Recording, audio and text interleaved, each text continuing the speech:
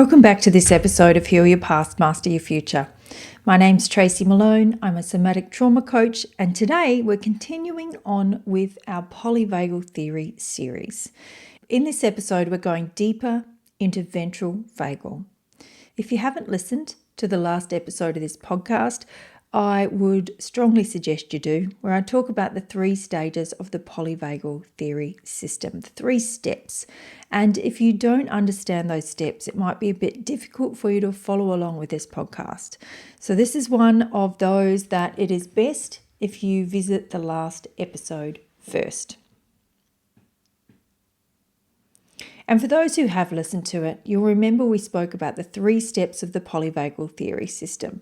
We've got the top step of the nervous system, which is ventral vagal, which we will go into more deeply today.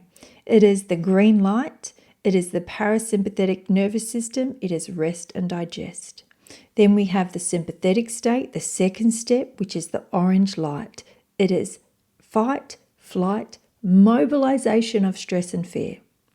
And then we have the third stage and the third step of the nervous system, which is the red light of freeze, fawn, dorsal vagal, governed by the vagus nerve as well. When the vagus nerve has low tone and we're unable to mobilize our stress in the orange middle step, then we will down-regulate into dorsal vagal, the red light of our nervous system.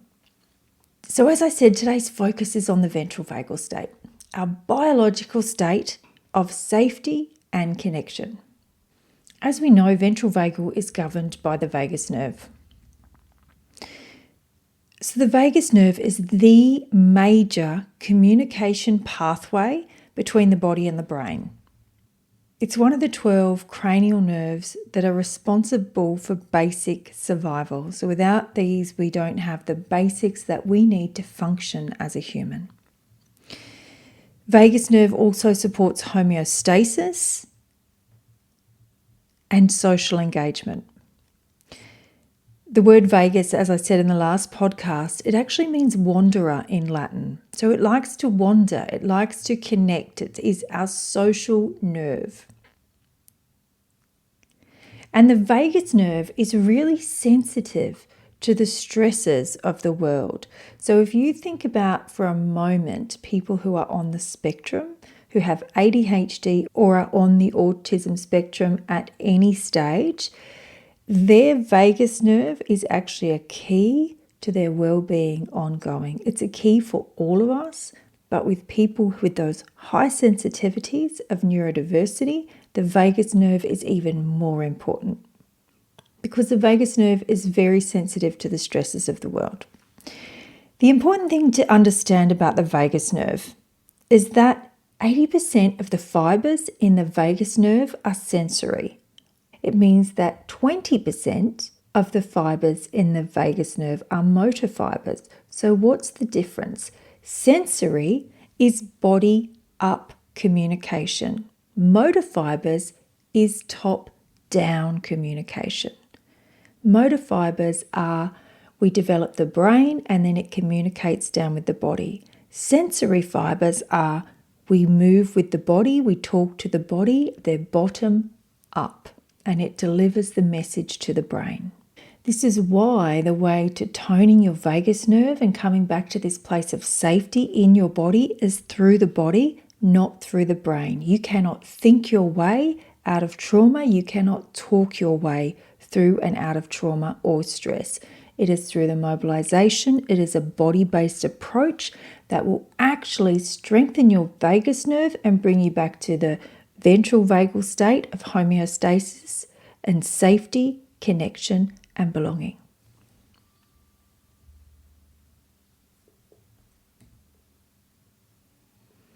So ventral vagal, it is the green light, the top step of the 3 parts of the nervous system in polyvagal theory.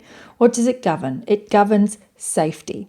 It mediates healing and relaxation. You can take all the supplements and medicines in the world, and if your vagus nerve has low tone, the chances of your body absorbing what it is that you've put in there are much lower than if you have a body-based somatic approach as well, You tone your vagus nerve, you get yourself into rest and digest, you take the same medicines and supplements, and you'll have a more positive effect. Absorbing nutrients from your food, you can have the most healthy, organic, beautiful meal in the world. And if your body is not up in ventral vagal, in this place of safety, it will not be able to absorb the nutrients of what it is that you've just put into it. Ventral vagal governs social connection, social engagement. Our want and desire to connect with people comes from a tone in our vagus nerve and our ability to hold our top step of polyvagal theory in ventral vagal. People who like to isolate themselves, people who are empaths, introverts, etc., they will have a low vagal tone and they will be spending most of their time down in dorsal vagal. There is nothing wrong with that. That is absolutely the type of nervous system that I have and was built with. I spent most of my life down in dorsal vagal, and it was through understanding polyvagal theory that I've been able to upregulate my nervous system through body-based somatic awareness and practices and build more of a platform to be able to sustain and hold my body in ventral vagal safety more. So it is possible for all of you. You do not have to be born with a strong vagus nerve. You do not have to spend a whole bunch of money and a whole bunch of time on creating a toned vagus nerve. It can be done in simple body-based exercises in just a few minutes a day. Ventral vagal is where healthy curiosity lies. Your ability to think, to be curious about what's going on around you, that can only happen when your body is in ventral vagal safety. The only place in our nervous system where we feel safe is in ventral vagal. When we leave ventral vagal, we're going into stress, fear, fight or flight. And then if we do not mobilize, then we go down into dorsal vagal, which is freeze, fawn, shut down. There is no safety. Our body does not believe we are safe in these two steps of the nervous system. The only place where we feel safety is up in ventral vagal. So ventral vagal governs curiosity. So if you are a leader of corporate teams, if you are a coach and a service provider and your client is showing signs of being in dorsal vagal and you're saying to them, well, you just need to get this done by next week. Maybe they're isolating themselves. Maybe they haven't been able to complete up to where they're meant to be right now. That tells me that their body is not in ventral vagal. It is not in a place of safety, and it needs support. They need support to be able to build themselves back up to ventral vagal safety. The greatest thing you can give to clients or a team, if you are a leader of people, is your nervous system being in ventral vagal state. I know people when they're in ventral vagal state, my body can also rest. I feel safe, and we have these amazing, curious, collaborative, incredible conversations. That doesn't happen when my body leaves the state of safety. Healthy intimacy, if you have a partner and you're looking for healthy intimacy, why do you like being intimate with your partner but just don't feel like it all the time? Because your body's down in dorsal vagal or your body is in sympathetic state. When you are up in ventral vagal, intimacy is so much easier because you are connected to the pleasure pathways of your body and you have the ability to move safely towards them. Healthy adventure. This isn't where risk-taking fight-flight behavior comes in, but really healthy adventure to try new things, to expand and to grow. So if growth and personal development is really important to you, that can only happen safely within ventral vagal. And within the 3 stages of the nervous system, the only place where we feel full freedom is in ventral vagal safety. For a long time, and with a lot of my clients, you will hear me speak about do not force yourself into gratitude. When you are feeling gratitude, genuine gratitude washes over you for something, that is a key indication that your body is in ventral vagal state. If I am in a sympathetic stress response state in the orange light, if I am down in dorsal vagal red light zone and you are telling me to write 5 things I am grateful for at the end of every day, all I am going to do is do a trauma loop down here because my body does not feel safe. And I'll be saying, I'm grateful for the air that I breathe. I am grateful for the air that I breathe. But because my body is in safety, I cannot feel the gratitude authentically. So I'm not in a space to be able to feel that. And what it's going to do, if I'm forcing myself into gratitude, trying to force myself into gratitude, I'm going to stay in my downregulated state. The most important thing for our nervous system, for manifesting what it is that you want, if that's what you're into, for having your dreams and desires, is ventral vagal safety state in your body. It is the key to absolutely everything. I have done courses on manifestation, money blocks, a whole bunch of things. Every single one of them is redundant unless your body is in ventral vagal safety and you have a strong tone in your vagus nerve. If you are somebody who eats relatively healthy and continually puts on weight, who exercises and can't lose weight, and your hormones are all over the place, you're lacking the feeling of safety in your body. Your sympathetic nervous system is taking over and you're spending too much time in this state, and then you're unable to mobilize and it collapses down into dorsal and everything gets messed up so that you can't actually lose weight because your body does not feel safe to let go. Any people like me who have autoimmune issues, who have gut issues, who have skin issues, who have thyroid issues, anything where the body is attacking itself through an autoimmune disease, that is a very, very clear indication that we've spent too much time with our body in a lack of safety. Why does the body decide that everything and itself is an enemy and it needs to attack itself? Because it has no tone in the vagus nerve, and we have not been able to maintain that feeling of ventral vagal safety for our body to stop attacking itself. I have seen so many doctors and done so much work around my autoimmune issues. I am taking the best of the best to heal my gut and to heal my skin. The thing that has been the tipping point into actually being able to heal has been toning my vagus nerve. So now that you understand more about what the ventral vagal state governs, what's blocking us, chronic stress from a workplace environment or chronic stress in any environment absolutely blocks us from our ventral vagal state and building vagus nerve tone, because chronic stress puts us straight into a sympathetic state. Our cortisol is released, our adrenals are continually pumping to try and get us to fight or flee, and then we're not, and then we drop down into dorsal vagal, we go into the red light part of our nervous system, and we freeze and dissociate, and we cannot mobilize for the life of us. So stress is one of the things that stops us most from being able to build tone in our vagus nerve and get back to a state of ventral vagal. Unresolved trauma. Trauma does not live in ventral vagal. Trauma does not live even in the stress response, because a stress response is a mobilization of stress. Trauma lives down in dorsal vagal. So if you have unresolved trauma in your system, you are naturally going to spend more time down in dorsal vagal, and that's okay. A really important thing to understand about the nervous system, it's not bad that you're in dorsal vagal. It's amazing. It has been a pathway to safety for you, and it has got you to exactly where you are today. The cultural messaging that we have about hustling, about pushing through, about 70-hour work weeks, and you've got to hustle and drive and to get what it is that you want. You cannot do that without blocking your pathway to ventral vagal safety. It's simply not possible for all the reasons that I've just spoken about with the stress response.